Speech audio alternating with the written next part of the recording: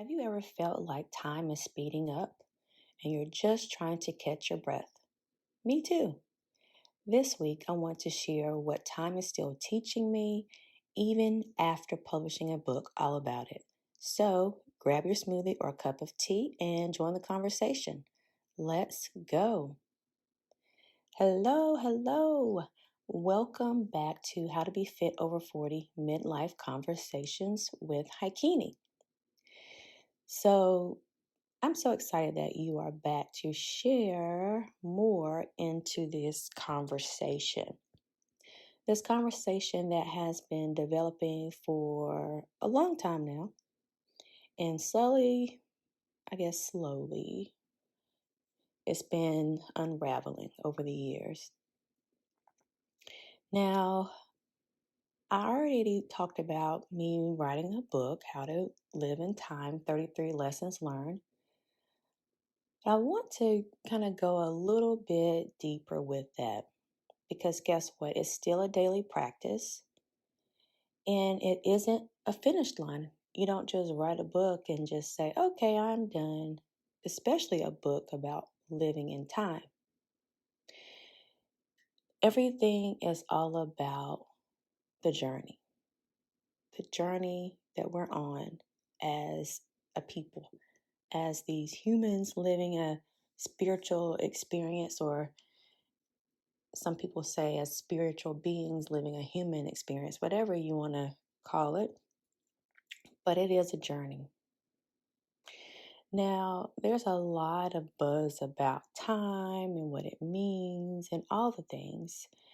And to me, it's quite fascinating.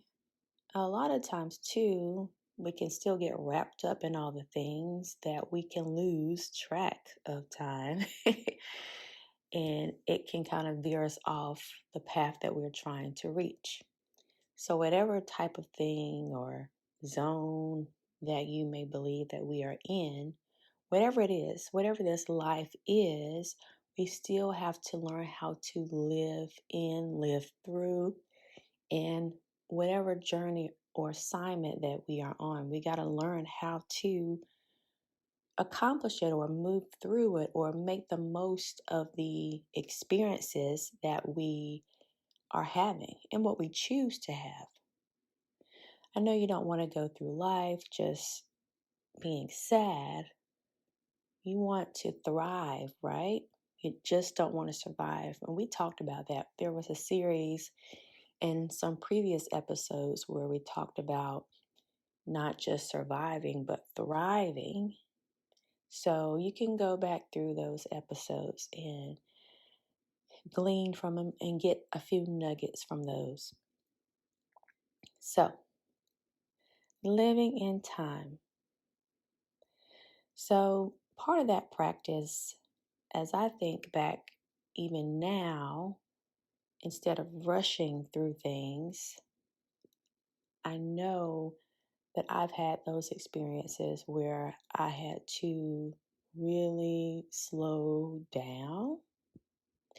And there is a chapter in my book that talks about planning. We can have all these plans, and sometimes when we plan too much and we're just running, as someone recently said, they feel like they're on a hamster wheel, running. When you don't allow some flexibility in your plan, then you never know. It may not even work the way you thought it should work, right? Because think about it. Realistically, we need that flexibility, right? We know we need that flexibility. And so thinking back to one of the sections in my book, and this came from one of the chapters, it was chapter 26, and it talks about flexibility, how to plan with flexibility. And so the whole reminder is life will throw you a curveball. You can have the best laid out plan. I'm going to do X, Y, Z. I got all these things that I'm going to check off my to-do list. and something happens. And you're like, oh, and then a lot of times you may want to throw out the entire list. But when we actually plan for those hiccups, not just so much, oh, something bad is going to happen, but planning in such a way that your schedule is not so rigid, that you have some flexibility within your schedule. You have those little pockets of and moments of space in your schedule where something may happen. You may have to pivot, right? You may have to kind of do a little U-turn and maybe go in a different direction. Not to say that you shouldn't plan. However, not planning so much where there's no room for growth and there's no room for changes that may occur, if that makes sense. So a challenge is to stay patient, stay flexible. That should be a challenge, to stay patient and stay flexible throughout anything that you plan. And that's what I'm learning. Even after writing this book, it's a great reminder that that's what I need to do. I need to make sure that I am staying flexible with my plans, as now I'm starting to, I'm continuing to live out what I actually wrote and getting this book out, because it's a great manual for living, and it's a quick read. So I can tell you personally, just being able to stay motivated, because sometimes when you accomplish something, like you have your plan, you accomplish something, you mark it off your list, then it's like, oh, I'm done. But when you have something where you have to complete it, and then you have to continue to exercise that thing and get things out. So whether you're writing a book, or whether you are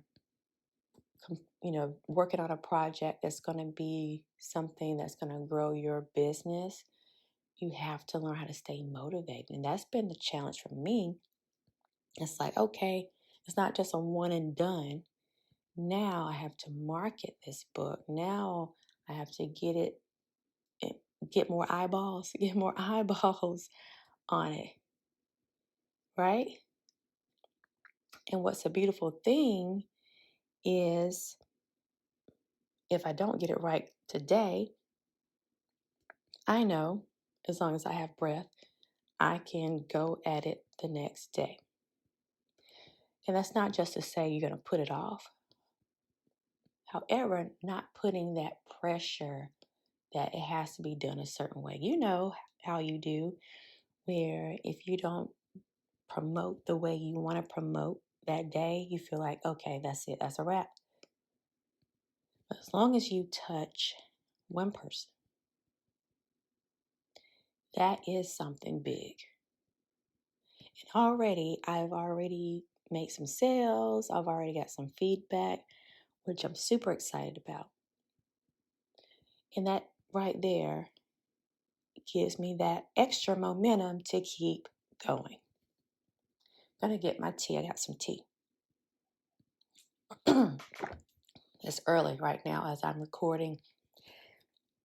Sometimes you have that early morning rasp in your voice. So, what's next? We always have a SMART goal, right? You always have a SMART goal. So what I want you to do is to just reflect on your goal for the week and how you need to be flexible with your plan. Now, with that, you can jot down some notes. You can look over what you have to do, and maybe have a piece of paper on hand or something where you can kind of like scribble okay, right here, I know I cannot get this done in an hour. How can I break this up? What is the most important thing that I need to do right now? And break that thing up. There's a quote that says, "Blessed are the flexible, for they shall not be bent out of shape." So please add that flexibility into your schedule. All right. So if you've enjoyed this podcast episode, I'd love for you to pick up my book on Amazon. There's 33 simple but powerful lessons to help you live more intentionally, especially in midlife. The link is in the show notes. Until next time, nutrition is more than what you eat and the weight that you carry. Bye for now.